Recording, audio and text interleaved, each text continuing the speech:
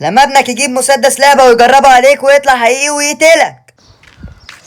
يا بابا انت يا عم عايز زيادة يا ريشة؟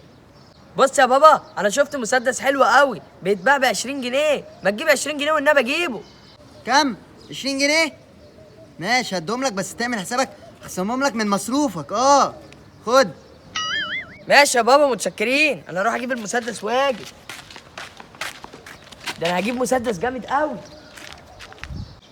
الله، ده مسدس حلو قوي، والله ما اجربه غير لما اوريه لابويا الاول واجربه عليه. يا بابا انا جبت المسدس اللي انا نفسي فيه. الله، ده حلو قوي. وروني كده. لا يا بابا مش هديهولك، انا لسه جايبه جديد، انا اللي هجربه الاول. يا ريشة هات بدل ما اقوم لك يا ريشة. طب بص يا بابا، انا هديهولك بس هجربه الاول عليك، استنى.